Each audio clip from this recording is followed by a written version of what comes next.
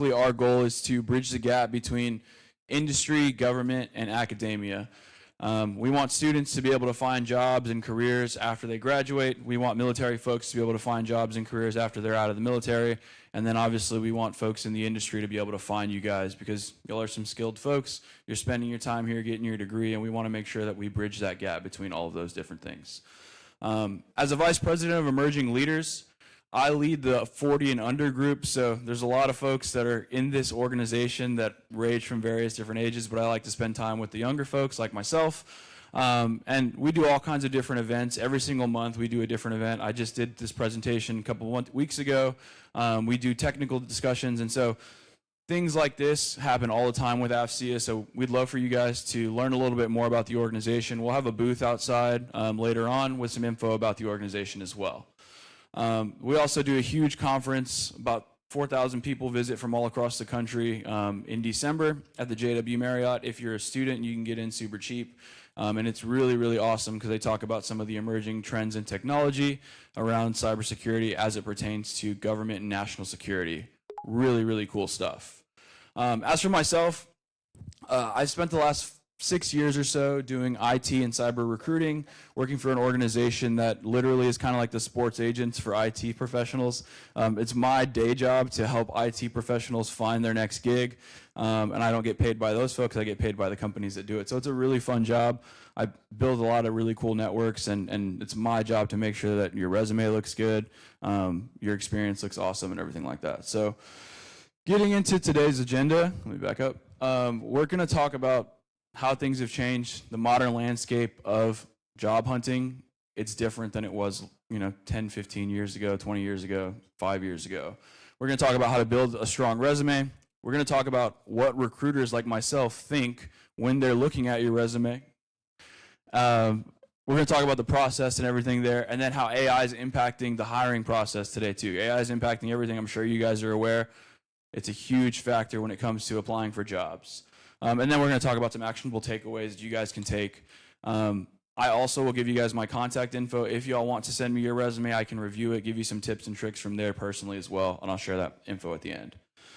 So, like I mentioned, it's not the same way it was. You can't just go up and shake somebody's firm handshake and hope that you get a job. And it's even harder because you can't just say, hey, I have all these skills, hire me. There's a lot of things that go into landing your next gig. And so I just started off with these two because I think they're funny. Again, it's not the squeeze someone's hand type situation. The modern IT landscape has changed because it's including so many different things. It isn't just who you know, it's what you know, but it's also getting through all of the internal systems that companies have. And it's a hybrid process. There's AI, there's automation that are involved. And with that being said, there's thousands, hundreds of applicants applying to jobs different days for one specific job posting, which means that these recruiters get overwhelmed with who's applying, what does this look like, am I even being able to go through all the noise of all these applications? So with that being said, they rely on ATS systems. Anybody know what an ATS is? Got a couple hands. It's an applicant tracking system. Every company uses it. When you guys apply for a job online, it doesn't just go directly into their inbox, and it goes into their ATS system, which then helps track and make sure they have your data, know who you are, and know what jobs you're applying for. So understanding that recruiters have to get through all that noise, have to get past that, work with the ATS system. We also need to understand that there's different nuances based on the industry that you're applying for. A lot of the stuff that I support now is supporting government contracts. Those government contracts sometimes need clearances, they need certain citizenship, they need certain certifications, all kinds of different things. So you guys need to understand the nuance of the job that you're also looking for, which I think is key. And then the last thing we're going to talk about too, or I guess for the modern landscape, is that resumes are scanned before they're even read. So we spend so much time, focusing on our resume, building out a resume, hoping that it gets the right eyes. Nowadays, it might not even get to somebody's eyes before it's scanned by the ATS system and utilize AI to say this person may or may not be a fit for this role. So these are just all things to consider when it comes into building out that resume. Do you guys kind of have an understanding, I guess, before I show this, of what it takes to build a good resume? Anybody?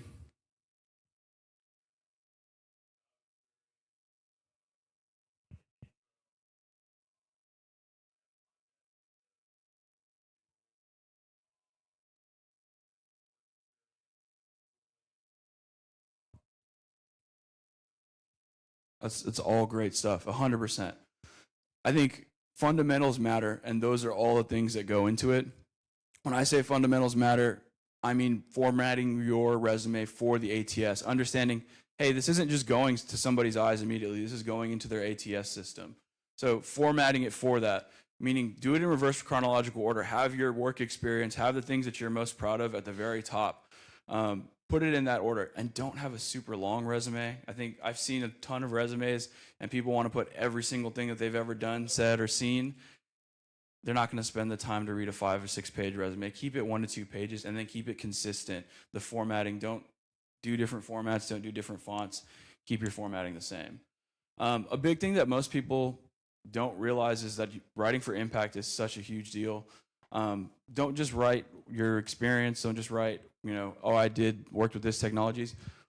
Write from or shift from what you did to outcomes of what you did. And there's actually a formula that I listed on here. The action verb of what you did, the skill that you utilized doing it, the outcome of what you actually completed, and the context around the whole thing.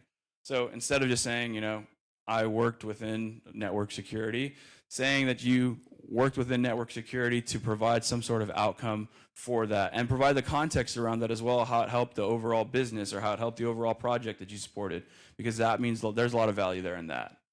You talked, oh, yeah. When it comes to that, always quantifiable.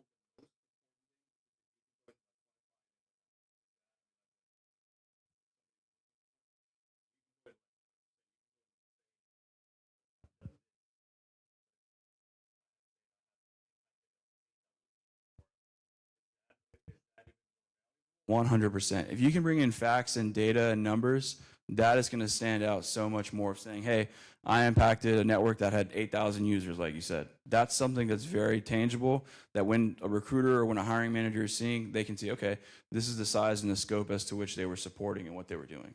That's a great point. Skills-based, putting your skills on your resume, I think, is obvious. Like, we should all be putting our skills. I did a resume review workshop a couple weeks ago, and I had some folks that showed me their resumes, and they didn't have any of the skills that they even had in their school from there. I was like, hey, you guys, there's different things that you should be adding on here, bulleted points that are highlighted on your resume. Put the frameworks, put the certifications, put the clearance level if that's something that you guys have. There's all kinds of different things that should be very critical. And again, all this goes into, when it gets scanned by that ATS, you want that ATS system to recognize all those things. The last one here, tailoring for the role. That one takes time, and I think most people don't like to hear that, because when you're applying to a job, you want to make that top third of your resume match the role. It takes a little bit of time to go back and tweak it, but if you're applying for a job, you want that resume to reflect what it is the job is actually doing. Mirror those keywords, adjust emphasis. Don't go in and lie and say, hey, I did all the things that are on the job description, but mirror it to what you're looking for and what that application is going to need. So what is an ATS? I kind of talked about this a little bit, but again, it's an applicant tracking system. There's a ton. You guys might have seen it if you've ever applied for a job. Bamboo HR on the bottom, Oracle, Workday, Agile is a really cool one. These are all these systems. Every company spends a lot of money on these systems, and they do that because it should streamline their process. It's not an AI recruiter, but it's a filter system, because I don't know if you guys have been paying attention. Have you guys ever heard of Jasper Sleet, North Korean company? There's so many people that are applying. If you're not familiar with it, look it up. It's really cool. Not really cool. It's kind of scary. But North Korea basically has been having people apply for jobs, get jobs, and work fully remotely in IT and cyber roles all across the country. It's a very, very big deal.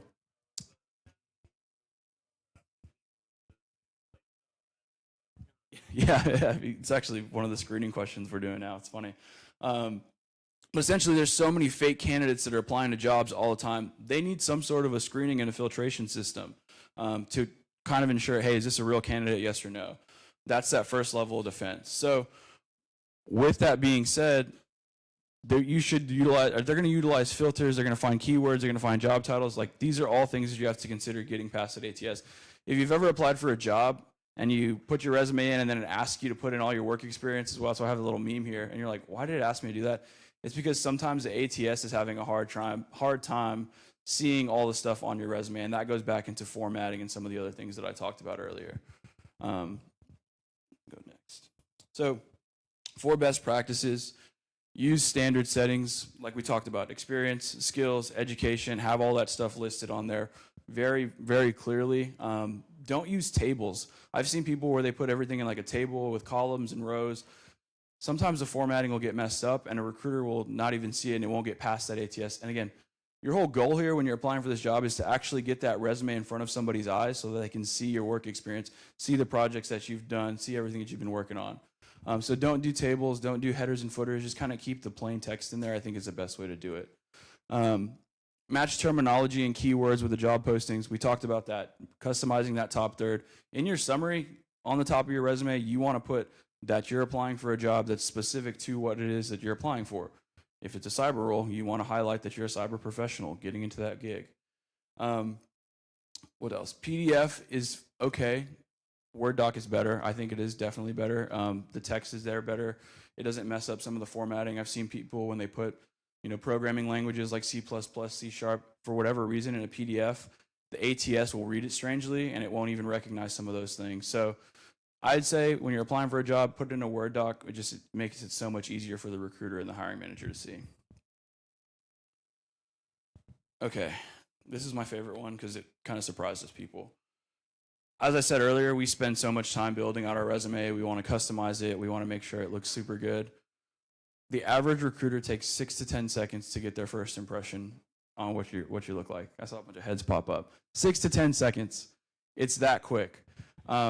Obviously, they're going to read it a little bit more after, but in that first 10 seconds, you have to make your first impression. If it's not formatted properly, if you don't have a very clear-cut understanding of what type of professional you are, they're going to see it once it gets past the ATS and say, this isn't really what I'm looking for. This person doesn't have cyber experience. This person doesn't have what I'm looking for specifically. So you have to make that impression in that first 6 to 10 seconds. And then for hiring managers, so say you get past the ATS, you get to the recruiter looks at it, they go through it, they like it. Now you get it to the hiring manager. The manager looks at your resume, and realistically, again, we spend all these hours building out our resumes. They spend 60 seconds. They're going to look at it, they're going to read the front, they're going to read the back. This is before your interview, but they're going to spend a minute to look at it and say, okay, this person, I want to interview them or I don't want to interview them. It's relevant to my job. It's so fast. It's so quick the way that they go through it. So just keep that in mind and make sure you're putting the strongest things that you want on the front.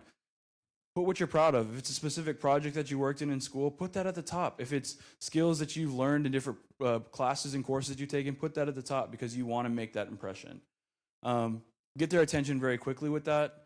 Put familiar technologies based on the environment that they're working on. Do some research ahead of time to understand, hey, this is what the job description says and this is what they're looking for from a technology perspective. This is what my experience, how it's relevant to those things. Also have clear career progression. I've seen people where they don't have their resumes in chronological order or they have it backwards. Again, some really weird stuff, but if you can have a clear career progression and say, hey, I was a student here, I did an internship here, I got this entry-level job here, and have that progression of how you've been working up to that, that'll make that much easier for them to read. And then quantified on achievements. That's something that we talked about, right? Like, you want to be able to talk about some of the things that you worked on, whether it's an award, whether it's specific number of users that you supported. Have some quantifiable, measurable things on there to be able to make that impression within that first 60 seconds. Okay, I think getting a job is a lot more than just having a good resume, and that's why I call this a resume workshop, but it's a lot more. It's about networking. It's about some of the other stuff as well. There's so many different ways to get recognized. You guys are here today. I think you're investing in yourselves, investing in your future, and you're not just getting recognized, but you're also developing yourselves. But to get recognized, there's a lot of things to do. Who's on LinkedIn? Awesome. Who uses LinkedIn? All right, cool. Optimize that. Not everybody has to be an influencer. You don't have to post dances on LinkedIn. You don't have to, post whatever you want on LinkedIn. It's not TikTok. It's not Instagram. It's not those kind of things. But like stuff, comment on stuff. If you see somebody who posts something, comment on it and say it's cool, even if it's just, this looks cool. Network on LinkedIn and get recognized by those hiring managers, by those professionals, by those folks that are older than us that, you are going to be talking to in the future. Understand how recruiters search for things. I think it's a big piece, right? Like, recruiters, again, this is my day job is literally spending the whole day trying to find good resumes for people for jobs that we have posted. And sometimes you can just post a job posting and hope the right person applies. Other times it's, let me get on LinkedIn and do some searches for who's in the community, who's going to CyberCon, RowdyCon, who's actually got the skills to do these jobs. So understand that recruiters are actually spending time searching for people. I don't know if you guys know what a Boolean search is. You guys familiar there? We use those Boolean searches all the time. And I use a Boolean search every single day. And literally it's skills, frameworks, specific technologies to match to what the job description is looking at. And I do that for, like, that's how I start my morning. I say, here's a job I'm working on. It requires this, this, and this. I'm going to go and do a search for it on LinkedIn, on Indeed, on all the different job boards that I use and find resumes that match it. And then I'm going to start making calls to the people that might be relevant for it. So understand that, like, try to get in touch with recruiters, try to get in touch with hiring managers, and do networking that actually works. Sometimes that's LinkedIn. If it's not LinkedIn, go to events like this, go to different user groups, go to AFCEA, I'll plug there, and follow those folks on LinkedIn. Like, just talk to people and get in front of them. That's like the biggest thing. It's about who you know, even more so than what you know, and that helps so much. And there's some stats on here that are like, you're 4 times more likely to get hired on a referral than just applying online. If you're 4 times more likely, heck yeah, I'm gonna have a buddy refer me, have somebody you know refer me. The other one too, referral hiring moves 4 times faster. I actually just recently started a new job with a different company kind of doing the same thing. I knew one of the people that was in there and he said, hey, we can get you in next week. I started the job in 2 weeks rather than having to go through the whole process of everything else, because when you have that referral, it makes things move way quicker. And then this last one is a little bit confusing, but it's one of my favorites on here. Referrals are only 7% of applicants, but they make up 40% of job offers. So when you think about that, you're that much more likely to get the job when you're actually referred. And there's so many fewer people applying to jobs through referrals. So if you can meet somebody on the inside, whether it's a recruiter, a hiring manager, a team lead, a manager, you're 40% more likely, or you're 40% more likely to get the job offer. Okay, AI's had a huge impact on it. We talked a little bit about Jasper Sleet, some of the different, fake applicants. I see fake applicants every single day. And so it's definitely impacting job hunting. It's definitely impacting kind of the skepticism for recruiters and hiring managers based on just getting a job application online. It is being used by both sides. Who used AI to make their resume, or who's used AI for resume building? Hopefully a lot of you guys. Cool. I don't think that's bad. Some folks will tell you don't do that. I definitely recommend it. It helps clean things up. But you have to understand how both sides and both parties are using things. As a recruiter, I use AI for screening, candidate matching. Chatbots sometimes are used. I don't use those specifically, but sometimes you'll see those where you have to record yourself online and do the video, hey, answer these questions. I don't know if anybody's had to do that ever, but yeah, it's always miserable. But hey, those are utilized for screening. I use AI consistently all the time just to do that initial screening, because if I can have my AI agent do that for me, that's going to make it easier to kind of weed through those things. So for you guys, understand that using AI is big too for drafting resumes, adjusting resumes, editing those resumes. Keyword optimization. If you can copy and paste a job description and say, hey, match my current skills to this job description, that helps so much. And again, don't lie on anything. Use AI or proofread everything. But do that. Copy and paste that job description into it and then have it adjust your resume based on how it should look. Interview prep simulators, I think, is a big one. Copy and paste the job description and say, hey, what should I be prepared for? If you don't know somebody, especially if you're not familiar with anybody, that can give you some, internal understanding of what the interview might look like, copy and paste the job description into an AI tool and say, build me out some questions that I might need to prepare for this resume, or for this interview, excuse me. Don't overuse AI. And I say that because I've seen some people where you can obviously tell when they just have an AI model build the resume for them. It's very obvious. You have the dashes, you have all the other stuff. It's very clear. We can see it. There's going to be some trends that are coming in the next 5 years. Skills-based hiring over degree-based hiring. Now, obviously, you guys are all at UTSA or at different universities investing in your degrees. The skills that you guys are learning, I think, are going to be very prevalent. The degree is going to be that baseline because so many folks are getting that bachelor's degree. But highlighting the skills that you're leveraging and the skills that you've learned is going to be super important and critical. With that being said, digital passports are starting to be very prevalent. I don't know if you guys have ever seen those. CompTIA has, you get your certifications and you can go verify those certifications on CompTIA.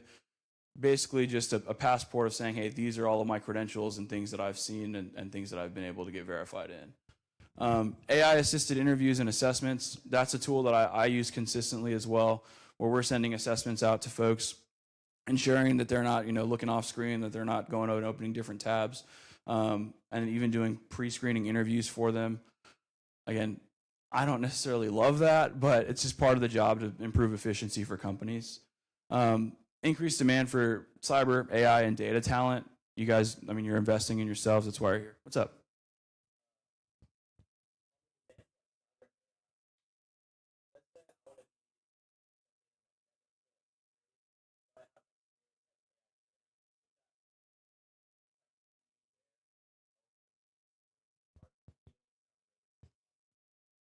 I think so. I think obviously you're bringing a bunch of different knowledge and expertise from that area. So try to tailor. That goes back into tailoring it, right? Like it might not be exactly relevant to that specific role, but try to tailor it in whatever way makes the most sense. Again, that's where I say like you can leverage AI. You can talk to somebody like me. You can talk to somebody internally and say like, hey, how is this even relevant to that job experience? But having that knowledge, I think definitely should be. The last one I think here is the most important one. There's so much scrutiny on authenticity. Again, there's so many fake profiles. There's so many fake candidates all the time. And you guys don't even realize that y'all are competing against people that aren't real, that are just AI generated bots that are trying to get these job applications.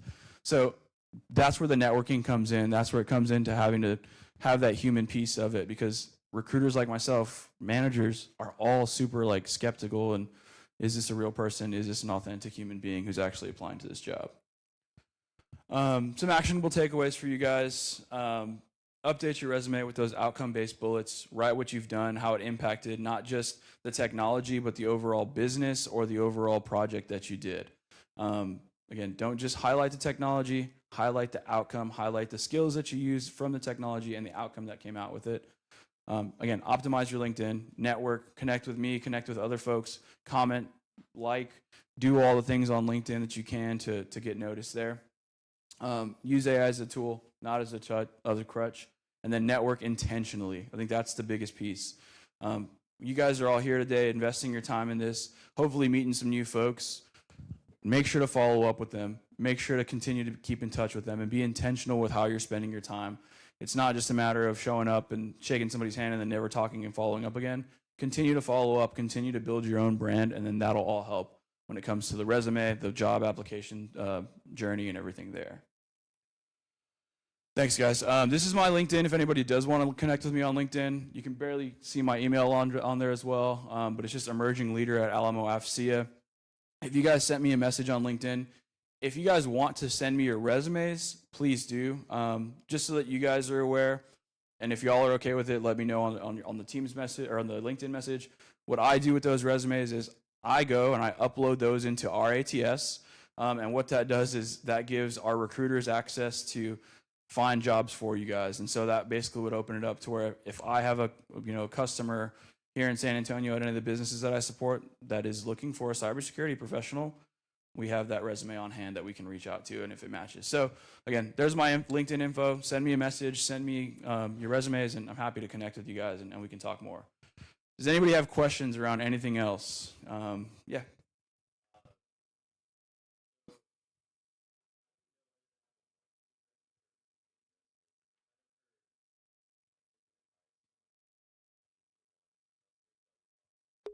I think 2 pages should be the max. If you can fit it onto 1 page and it can look very nice and formatted, you can do that.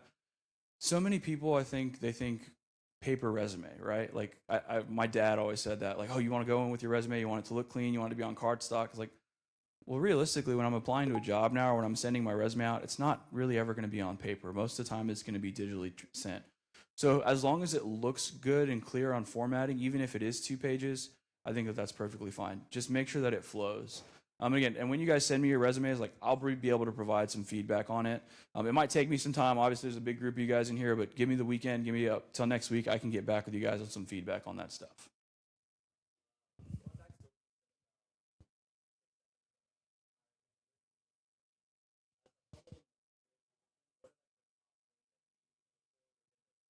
That's a great question. Relevant job titles, relevant skills are the biggest two things that I like to see. But I think the big thing is put what you're proud of. If there's something that you've worked on, a project that you've worked on, you talked about the AI stuff. If I see that on a resume, it's going to make an impression on me.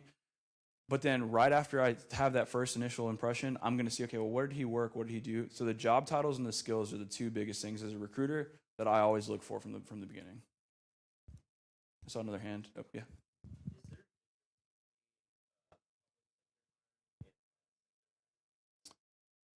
Yeah, I mean,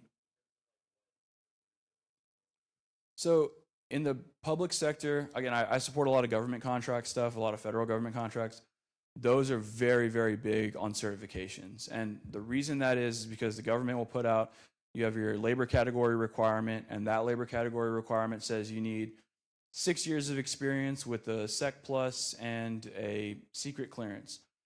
And if you apply for a job and it doesn't have any of those things on the resume, or if it doesn't have one of those things on the resume, it's booted immediately and it's not even going to get through the ATS. In the private sector, it might be a little bit different, but like that's what you also have to consider, right? Some of these companies might be very, very strict on their experience and what they're looking for, and they're going to kick you out from the ATS off the jump. If you have a relationship with somebody and you say, hey, listen, like I have 5 years of experience in a Sec Plus and a secret clearance, but not 6 years, is there an opportunity for me to get in the door? That's where it all comes into play with the networking, with all of the other things, because that will get your foot in the door past the ATS. That's kind of what my job is too. Like that's what I do is I look at resumes and say, hey, he's got 5.5, not 6 years of experience, but you might be not even considering this person because they're not up to what you're looking for. And so that's like I spend my days making arguments for folks that are trying to get those jobs. It's a great question. Why is it? You might have an answer. Why is it a lot of entry level? 5 years. Why is it always that? It doesn't seem that it gives an opportunity to a lot of undergrads. Yeah, you know that's a tough one. Sometimes companies will post jobs out there and they're not hiring, and I've noticed that too. Because my job is to go to these companies and say, hey, you got this job posting. I've got all these resumes in my inbox now. And sometimes they post these jobs and they're not even hiring, which is crazy to me. But that's a tough one to answer. I think realistically, they can't expect that. They can't expect an entry-level position at entry-level pay and want 10 years of experience. I, a lot of time, have to do a lot of educating for my customers and say, hey, you're looking for somebody with 10 years of experience, but you're paying entry-level, job wages. It's not going to match up. And so, again, in my role, I like to say I'm like the sports agent of hiring. I have to go and educate those customers and say, for what you're willing to pay for, this is what you can get. For what the market currently has for that level of experience, this is what you can get. Sometimes managers are delusional. Like, I'm not going to lie to you guys. Sometimes managers think that they can get, somebody with 10 years of experience right out of high school. Like, that doesn't happen. So yeah, I think it's just having somebody who's an advocate for you, somebody who's going to be able to kind of vouch for you and say, hey, maybe you don't have 10 years, but you have 2 to 3 years of somewhat relevant experience, and then having the knowledge and the skills to be able to do the job, I think is a big thing. Yeah. Yeah. So why is it that writer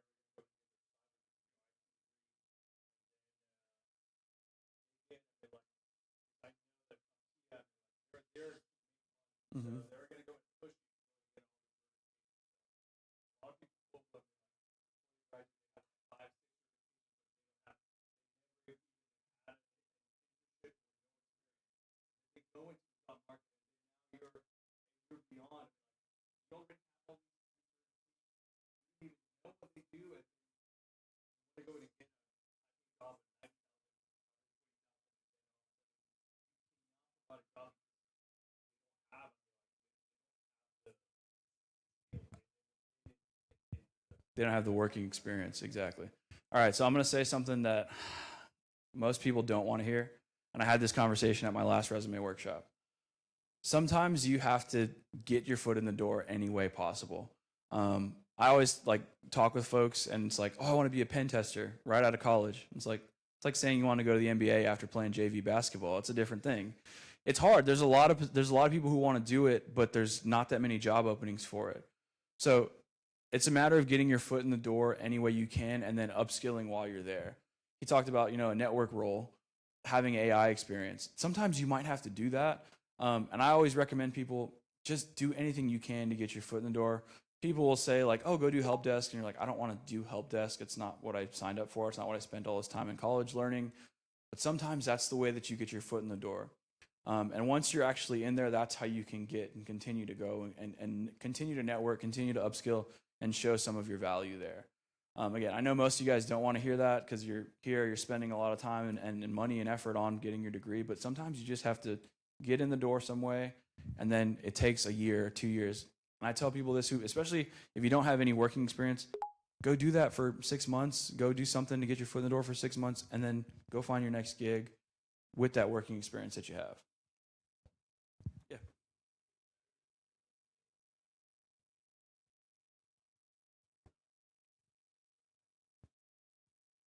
What are you filling up that content with?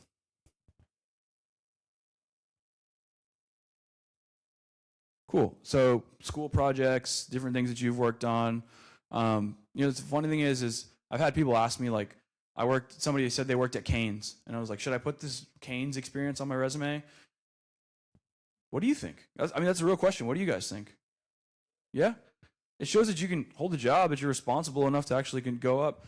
Now, working at Canes might not be relevant at all to a cybersecurity role, but you can put that working experience. It shows that you're an adult, shows that you've been showing up. Now, once you get some experience in the cyber or the IT world, maybe it's not as relevant. I worked at Texas Roadhouse when I was in college. I don't put that on my resume anymore, but when I was coming out of college, I was a server at Texas Roadhouse for 2 years. It helped you land your job. Fill up the content with what you think you're proud of and things that you feel are relevant to the job, but also you feel like it's going to build your brand of who you are. If you're a hard worker and you work, I'm not saying you work Canes, but if you're a hard worker and you you worked at Canes and you want to have that on there, put that on there because it's going to make that impression. Now, here's the other thing. If you find out that hiring manager, likes Canes or something like that, like make it relevant to them and try to cater it to them. That's a funny thing, but like put that stuff on there. You know how many times I've seen there's a hiring manager that went to a specific university, and then you have your university on there and say you worked in some project or you were a part of some organization that manager was also a part of. There's a connection right there, and they're going to probably prefer you just because of the connection that you have there. Anybody else? Yeah.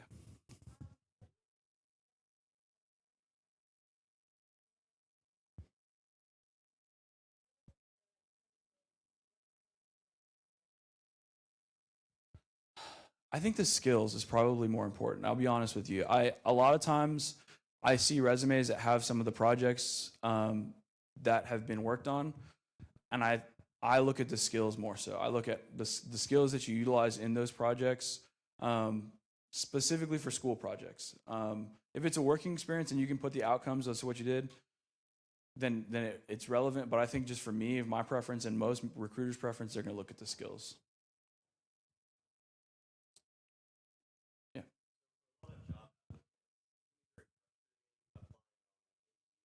Mm-hmm. Mm-hmm.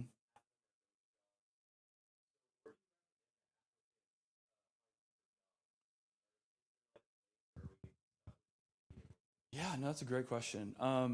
Indeed and LinkedIn are great because you get to see and you get some market insight as to like who's hiring. The big thing is knowing somebody who's there, and it's hard for me to say, right? Like just like, yeah, just know somebody who's there. But that's where the networking comes into play, because if you can, even if it's a referral of, hey, I connected with this person on LinkedIn, shot him a message and said, hey, I'm a student at UTSA. I saw something that was prevalent or relevant on your LinkedIn page. Here's just a quick note. That person's going to resonate with you there, and they're going to remember you. So when they do see your name in the ATS, like that's going to be so much more relevant. Again, those job boards are great. I mean, I look at them all the time. I'll oftentimes spend times like, hey, who's hiring in the market? They're good, but it's a matter of like knowing somebody or having some sort of into that job that makes things so much. Again, I say it's easier, so much more efficient for you to actually get that job rather than just throwing a resume out in the ether and hoping that somebody catches you.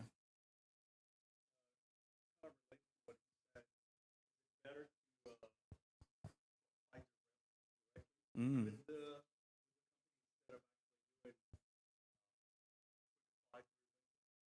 Yeah, I think so.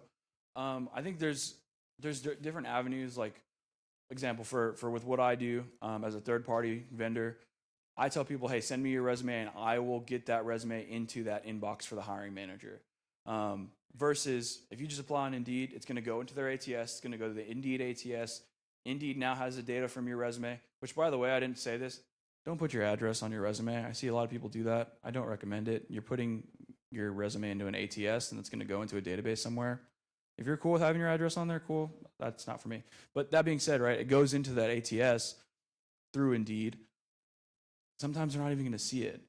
I think the best way is, again, if you can get it directly in that inbox somehow, if you can get it in front of their eyes to where they're looking at it for that minute, that's going to be the key. And for you, it's a matter of understanding who's the hiring manager, who's the person who's actually I'm going to be interviewing with, and how can I get my resume in front of their eyes.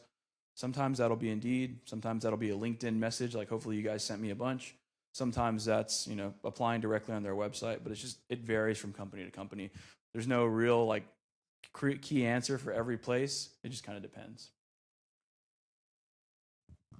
Cool. I think, oh yeah. Ooh. That's a great question. So in my recruiting time, when I first got into the industry, that was always the first question that people asked me if I had somebody who had why? Why do they have the large gap in employment? If you can explain that on the resume, I think that's the biggest thing, because most employers see that as a red flag and go, why did they take, this much time off? But if you can explain, hey, this is what I was doing during that gap of employment, whether it was professional development, whether it was schooling, whatever it might have been, just show that you were doing something, even if it's a personal thing that was going on in your life, explaining that. I've helped people who, or a mom who, they went and they had a kid and they were off for a couple of years to raise their child. And then it's like, hey, I'm looking to get back in the workforce. For me, if I can see, hey, well, that's what they were doing, and then this is how they were also, staying relevant up to technology, understanding trends in the industry, okay, that gives me some explanation then for the hiring manager to explain that gap in employment. So that's the biggest thing. Just be able to explain what it is. It's okay to have them on there. It sometimes can be a red flag, but you got to be able to explain it for sure. Say it again. Yeah. If that's what you're doing, then definitely. Hey, I've seen folks, military folks especially, because I spend a lot of my time helping military folks. Sometimes they get out and they go travel, they do what they want to do, they retire, and then it's like, hey, I want to get back into the cybersecurity world. For me, as my job, I go to that hiring manager and say, hey, they spent their time serving the country, and then they went and they did retirement for a couple years before getting back into it. Again, it's just a matter of being able to explain that gap in employment. That's the biggest thing. Cool.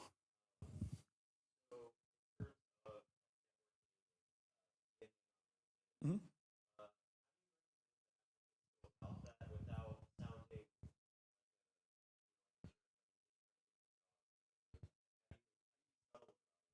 Be yourself. I think that's the biggest thing. Don't be a pest. Don't keep blowing them up consistently. But be yourself, right? And find a connection. I think that's the thing that most people don't realize is important, is finding some sort of connection. If you go to their LinkedIn page and you see that they liked something, I don't know, Artemis is like a big thing that's going on right now. Recently, I've been reaching out to a bunch of hiring managers. If I see that they liked anything about Artemis, I'm like, hey, I saw that launch too. Did you see they splashed down last night? Just something like that builds some sort of a familiarity with somebody that you might not have had on just applying on Indeed. So find that little bit, and again, make sure it's something that you're genuine. If you don't care about space, if you're not care about Artemis, don't do that. But find some sort of common ground. That way you can connect with that person, and then you can resonate with them a little bit more. Cool. Anybody else? Questions? Cool. I appreciate you guys. It was great meeting all you guys here. Hopefully y'all got my LinkedIn. Hopefully y'all shot me a message. I felt my watch vibrating like crazy, so I feel like I got a bunch of resumes in my inbox now. Give me some time. I'll work my way through them all. What I'd like to do for all those resumes is get you guys introduced to some of my recruiting partners, and then myself as well. If you're interested about Alamo AFCEA, we're a really cool organization. We do all kinds of really awesome stuff. On On April 30th, we're hosting a mentorship event. We're having some senior executives come out and mentor college students down at Port San Antonio. It'll be really fun. We'll have some scavenger hunt kind of giveaway door prizes and things as well. You can find that information on the Alamo AFCEA website. For May, we're doing a technical discussion from a cyber threat hunting executive at USAA. So some really cool stuff that we do. Most of that stuff is free. You can just come out and kind of learn some cool stuff. It's going to really impact your career. You can network, meet some cool people. If nobody else has any other questions, I appreciate y'all's time and have a good rest of your day, guys. Thank you.